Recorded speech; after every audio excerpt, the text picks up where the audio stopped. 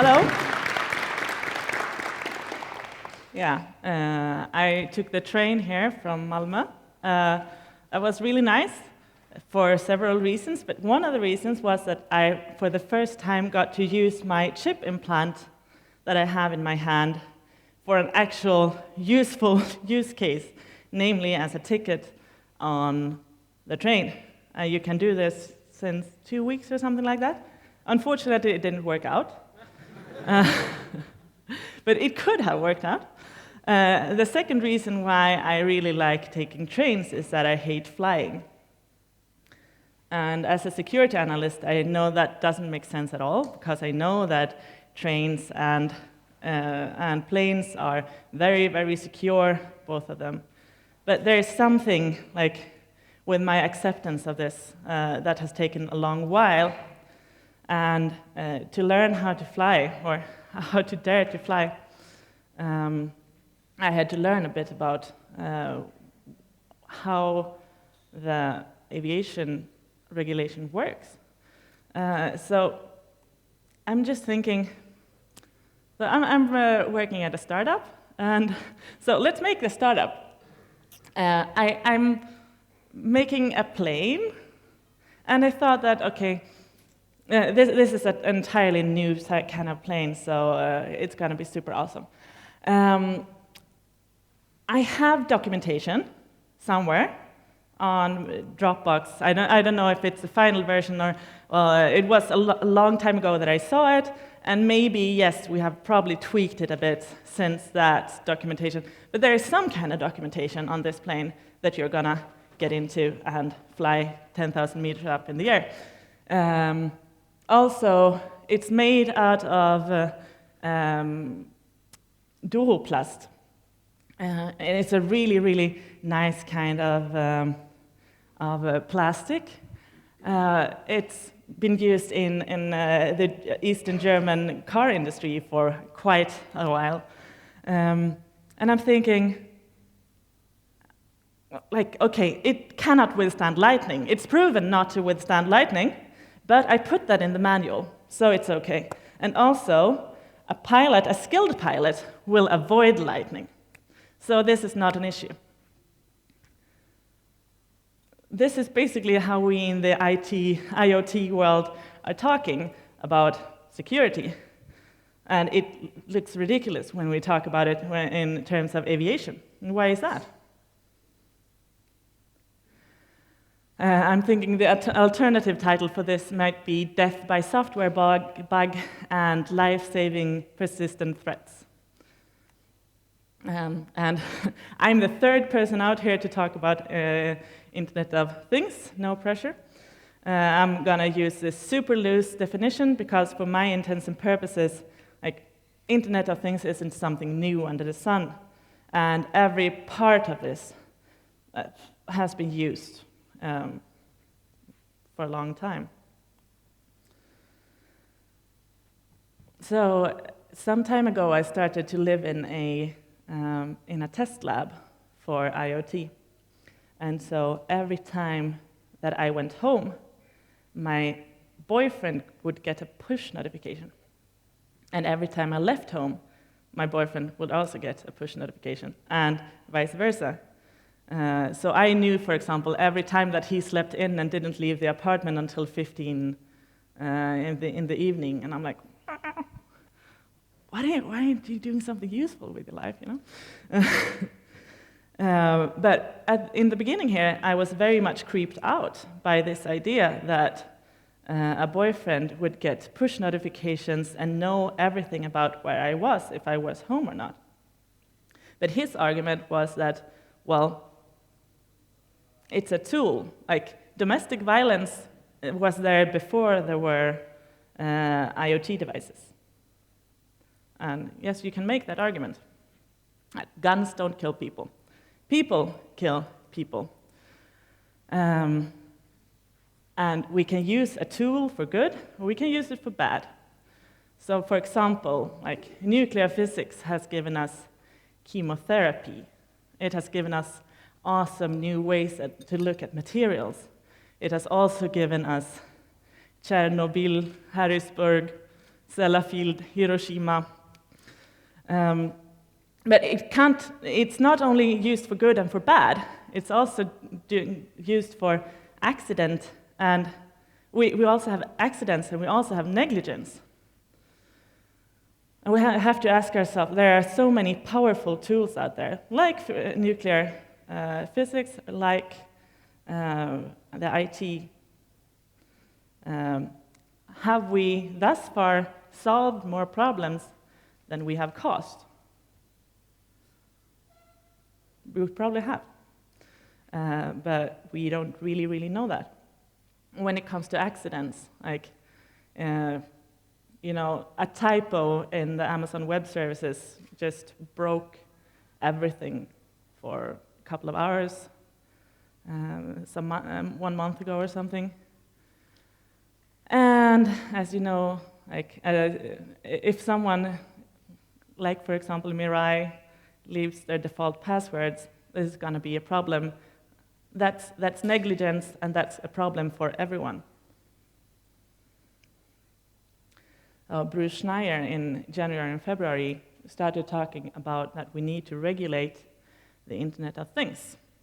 And he argues that when we come to the Internet of Things, we have two paradigms of security that are clashing with each other. So we have the highly regulated security that we have in, for example, medicine or in buildings. It wasn't a software team that has built this building, because in that case, the probability of the ceiling coming down on us would be exponentially high sooner or later, And then we have the second the second paradigm of security that would be agile and patchable. And in the IoT, these clash because you have, for example, a car that is regulated under these highly regulated, that works under high regulation, and we have the software for that is agile and super fast, and who cares if it really is patchable or not? And sooner or later, these software bugs are going to kill us.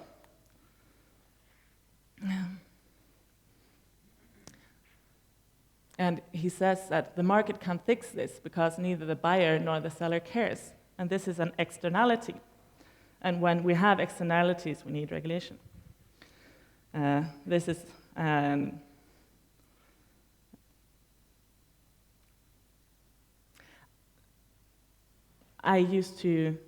my first education was in environmental sciences, and the first and foremost thing that they said was, in environmental economics, you need to internalize the externalities.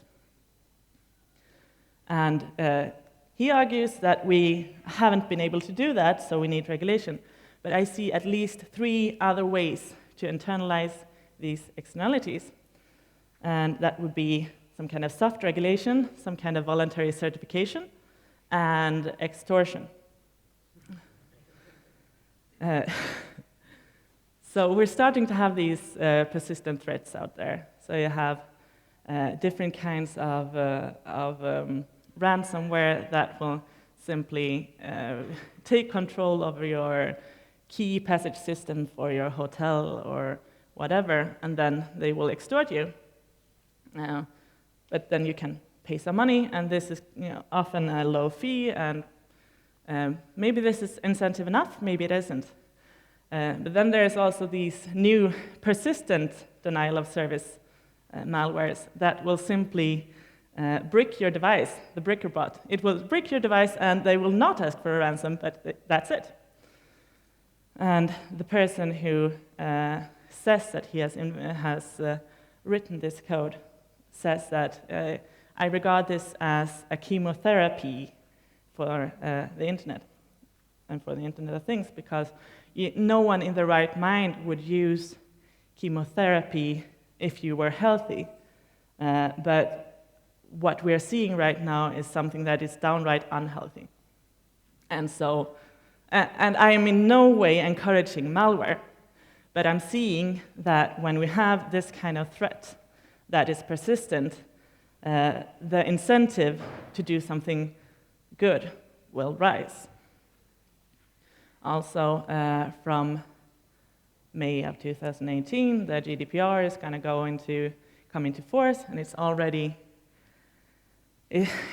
out there, but no one will get these huge fines until May of 2018. So we won't know if this really works. When it comes to electricity, we have these CE regulations that you simply certify before the fact. And in the GDPR, it's the other way around, that if you fuck up, you will have to pay a fine, best case, which will also incentivize more security. And what's also so good about, possibly good about this general data protection regulation is that you can't claim negligence. If you fuck up, you will have to pay, and that's it. But then we never know what actually will happen when it comes. Maybe it's going to be just like any other regulation that some lobbyists find a way through. And the third option that I see about internalizing these externalities is that people want to buy secure things, but they don't know what a secure thing is. We can see this, for example, when it comes to passwords too, that a recent study made by Internetstiftelsen, in there 75% of the respondents claimed that they knew how to make a good password. And that's good that they think that. But the truth is that very, very few know this. They know false facts about this 8-character blah, blah, blah NIST recommendation from the 90s, which doesn't apply anymore. So we have to educate customers about what to look for. And one way of educating people about this is to have some kind of trustworthy certification that is voluntary to do, just like the organic seals.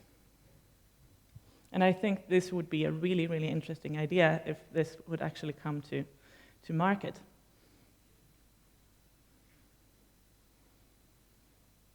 So, as you already heard people talking about today, IoT is largely a tool without a use case. We are having so much out there in the market and what to do with them. You know, I got this chip before there was any use case for it, just because I thought it was cool. Yeah, so I'm going to go into that now. I always wanted to be a cyborg.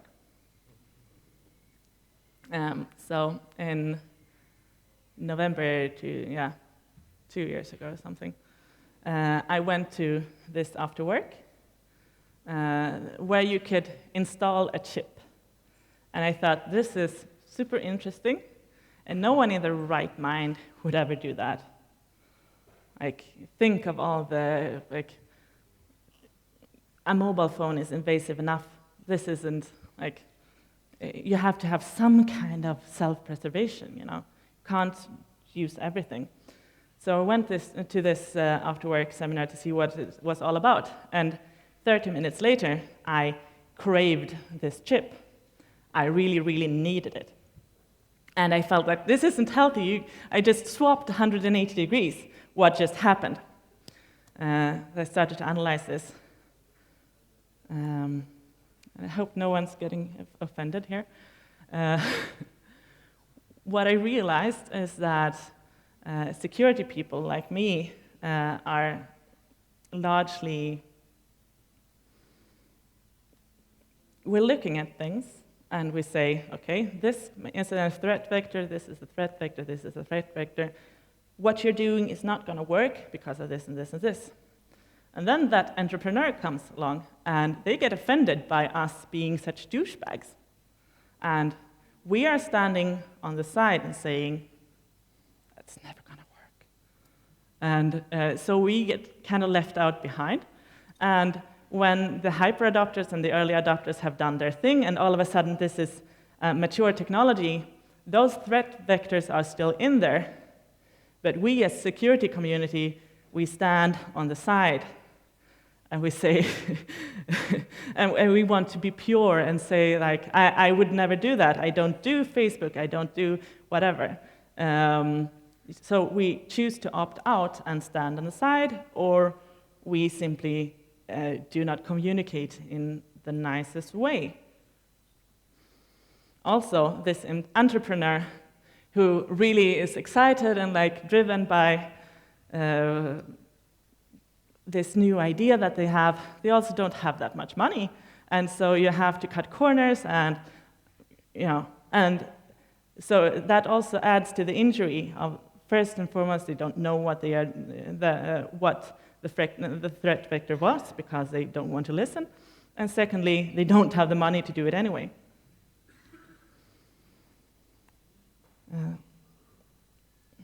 So more on cyborgs and tracking devices.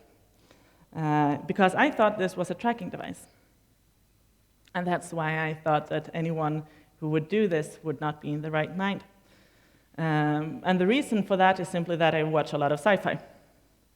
So for example, at the same time I was doing this Ronan guy, he has an equivalent of a GPS tracker, but it's going through the universes, basically. It's faster than light in some way.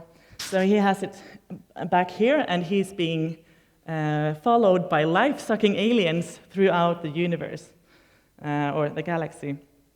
And 7 of 9 here, our favorite, the Borg, they really like to do failover and stuff. So even though they try to conceal her and deactivate Borg technology that she doesn't need, as a plot device, now and then there's a tracker that goes off in her head, and they are getting followed by Borg, and of course Janeway saves the day. And also what's interesting here in Star Trek is that they, in, for example, Deep Space Nine or in The Next Generation, they didn't conceptualize this idea that you would actually have a tracking device that you're not supposed to take off. So as a plot device, you can always take your tracker off and you can walk away. And they do that all the time for some strange reason. So cyborgs.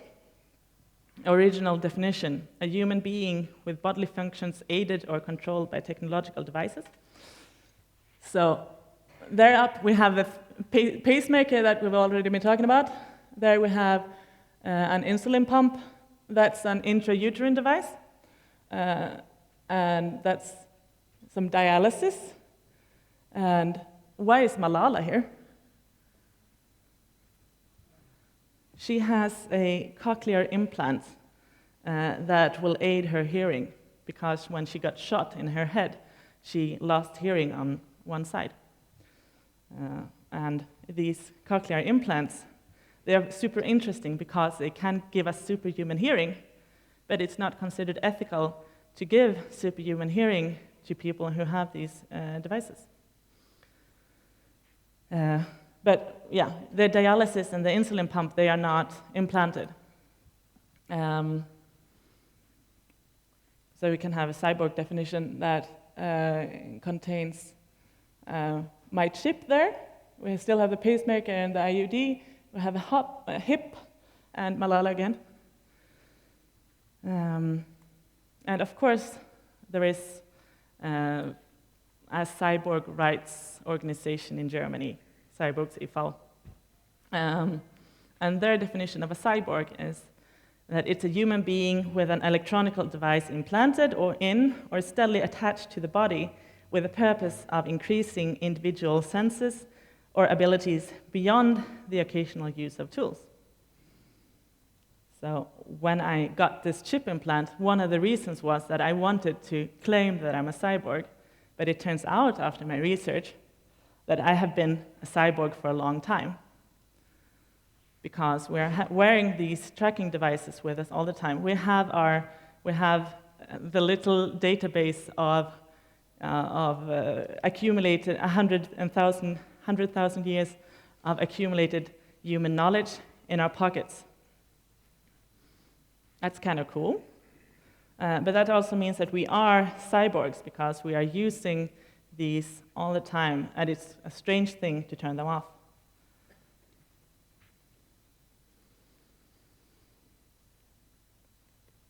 So this implant that I got, I usually get these questions.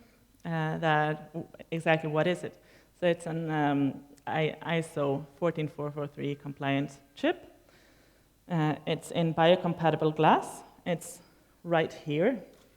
It was actually implanted here, but it migrated, which is not very nice. But it's at the moment it's not dangerous.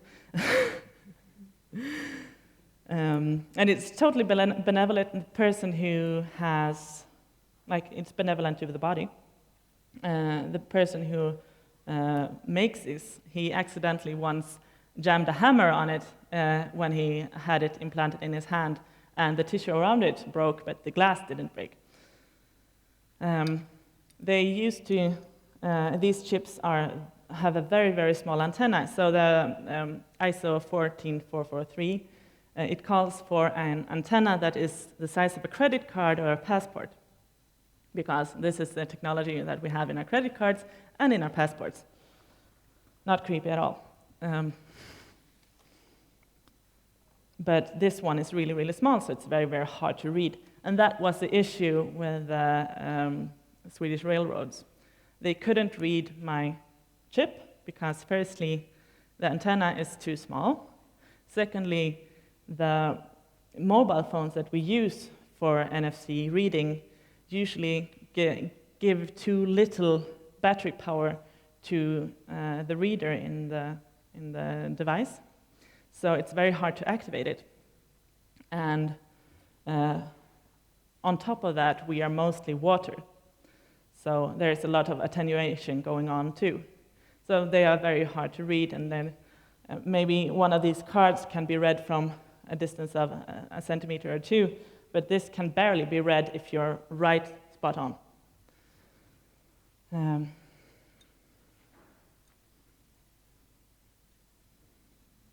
And isn't this a dangerous tracking device, you know?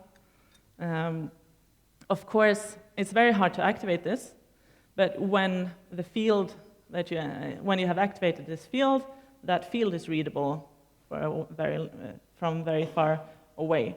So these are susceptible to remote attacks. They are especially susceptible to social engineering attacks. And well, the security on this is negligible. There have been a Kickstarter for a NFC hacking kit that will break every kind of NFC card we have. And so, like, it was an utterly flawed technology from the beginning, and it does not fit for example, authentication. So what I can use this for is public information. So I was planning to use this with my mobile phone, but as I said, it's really, really hard to read this, and I have to take off the shell of my telephone to be able to read it, so it's not very usable. And so what I've been mostly using it for is to store my LinkedIn profile,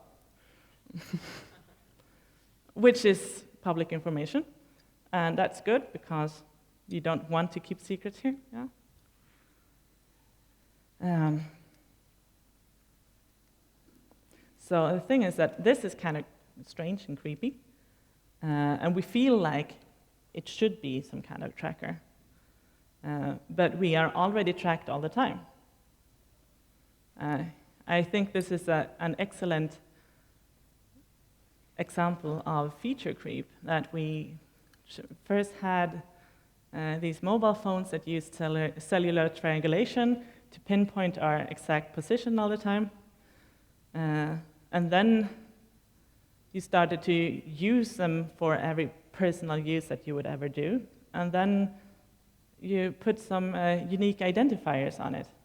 So you can track people between platforms. You can track them all the time, because you always have this on and you always have it with you.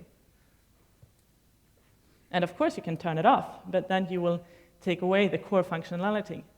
And we have a problem that if you don't have a cell phone, you cannot be part of the society. So there is no meaningful opt-out.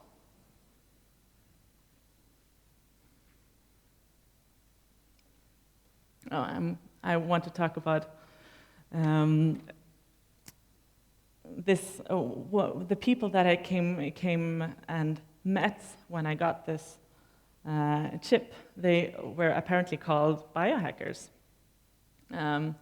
which is a cool new name for keeping healthy, basically. So this is something that we've been doing all the time. We've been tracking, like, people have been tracking what they are eating for a long time. People have been tracking their periods for a long time. People have been tracking lots of things in order to improve their health and to know, for example, that I will get hangry, or I will get moody in this time of the month, or whatever. This is something that, it's nothing new under the sun. And in the biohacking umbrella, there's also these implants. There's do-it-yourself biology, like CRISPR and stuff, DNA labs. And what's also very important with the biohackers is that they will never wait for the FDA approval to do things. Because if you have a body, you're fundamentally allowed to do what you want with that body. So this chip is not FDA approved. Every part of it would be FDA approved.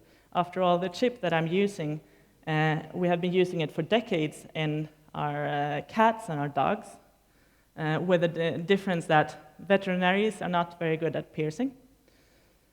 So they were designed to grow into the tissue. And this is designed not to grow into the tissue, but to be movable and easily taken out.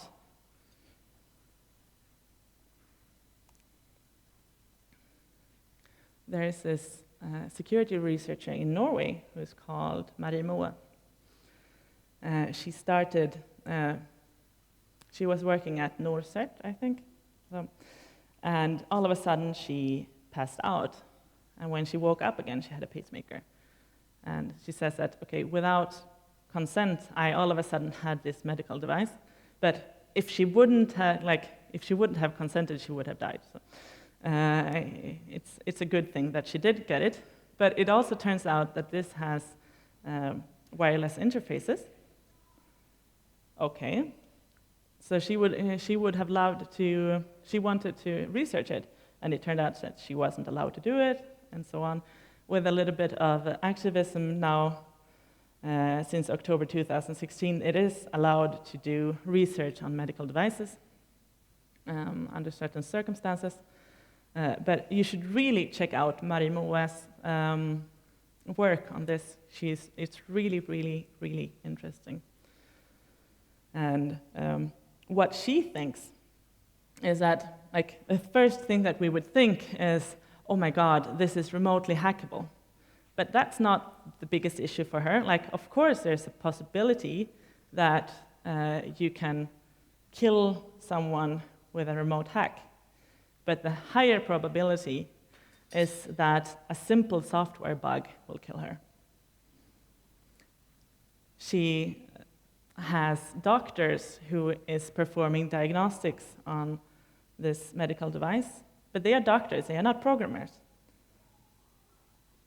You get so many new interesting problems to solve when it comes to medical IoT.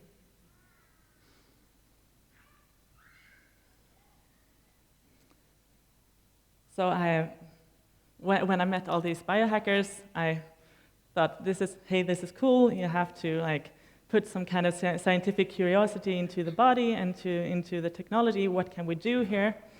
In the past 200 years, we have expanded the average lifespan of a person ridiculously much. So 200 years ago, there was no country on Earth that had an average life expectancy of over 40 years, and now there is not one country on Earth that has a life expectancy under 40 years. And this is due to medication and also technology. So before I've been doing triathlon, so this is my GPS clock that I use for that. It's also kind of useless, but because what I found out when I started to track all the things, like all the metrics of my body, is all of a sudden I'm starting to get injured because I get too much information. And when I say that, okay, I do feel something in my knee, but my watch is saying that I'm starting to break a record here, you have a goal conflict. So I started to, I would never recommend anyone to use a triathlon watch, for example, if you are injured, because you will forget what your goal is. Your goal being, for example, rehab. And you will look at the stats instead. Also, for that reason, most gyms have taken away the scales, because we have realized that if there's no meaning, you can get no meaningful data out of weighing yourself every day. But what you will get instead is anorexia.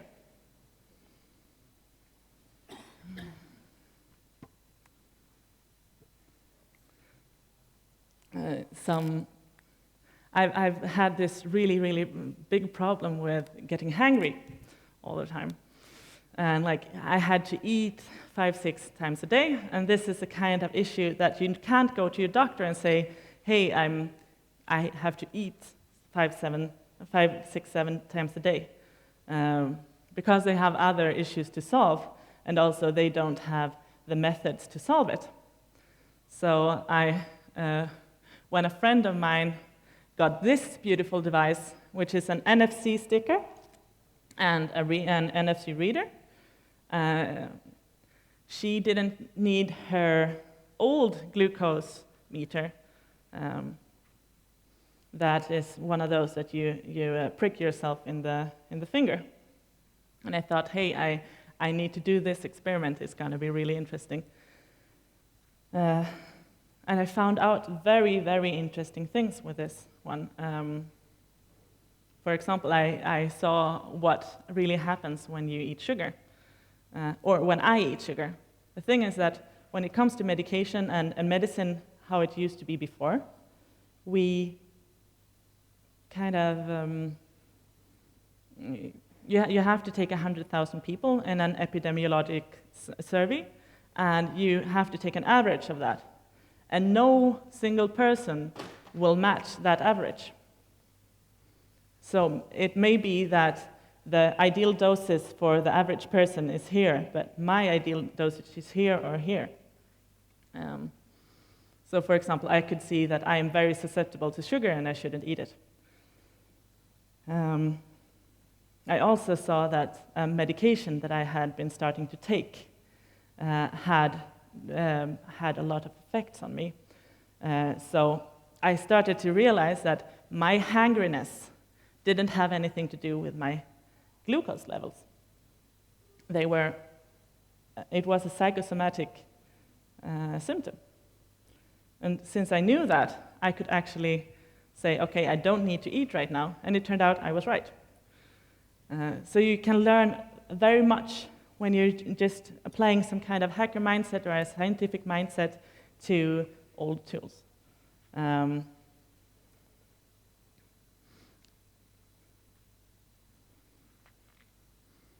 I'm going to buy a kitchen soon. That's one of those things that you do when you grow up, I guess. And with this, I'm also going to buy a new refrigerator and a new stove. And I was at another conference last week, and I asked one of the IoT experts there, how can I be certain that the refrigerator I buy doesn't communicate with the internet? because of the obvious problems that if you have a badly secured internet interface and you have a refrigerator that you're going to use for 20 years, that's a very, very bad combination. So I want to be certain that my new refrigerator doesn't communicate with the internet, or that it doesn't leak data. And he said that I cannot be sure about that. And I should probably guess that most of the new devices that I do buy contain some kind of internet interface without telling me. I think that's kind of a douche move, sorry to say it. I think it's okay to do boxing, but that doesn't mean that I think it's okay to hit someone out on the street. So I don't think that you should hit someone without informed consent. I don't think that you should have sex with someone without informed consent, and I don't think that you should collect data on people without informed consent. It's kind of simple, you know? And this informed part, I think, is very important. On that very same conference, people were talking about the public acceptance. This chip, the reason it creeps people out is that it's new, and there is no public acceptance of it yet. But as it increases, as it gets more normal, people will not feel like, is it safe, is it safe, is it safe? But they think, oh, this is cool. And the core issue has still not been solved. So there are two ways of doing public acceptance. It's either by making it normal, or by so that people, or make it interesting enough so that you don't care, or you can actually make it safe. And I think that when it comes to Internet of Things, it's a good thing to make it safe rather than to make it normal. I also think it's very, very important to provide the possibility of opt-in and of opt-out. So in this case, with a refrigerator, it's probably impossible for me to opt out. And that's a little bit of an issue, but there's an even greater issue that in 10 years, for example, when everybody's going to have a smart meter at home, or like everything that we have will be given kind of a baseline of what our life looks like, and all of a sudden you turn that off. Opt-out will mean incrimination. So the reason that we are doing hellre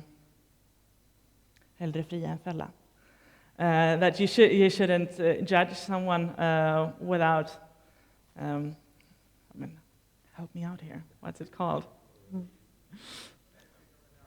The benefit of the doubt is that we have had very little data. But now when we all of a sudden have a lot of data, and you can have more accuracy about what's happening around. Yeah. I don't want my opt-out to be incriminating. It's as simple as that. So I think that a positive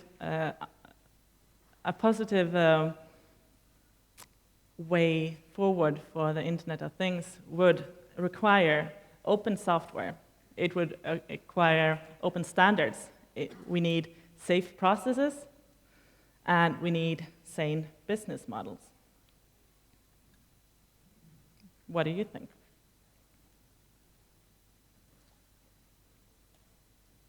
You can.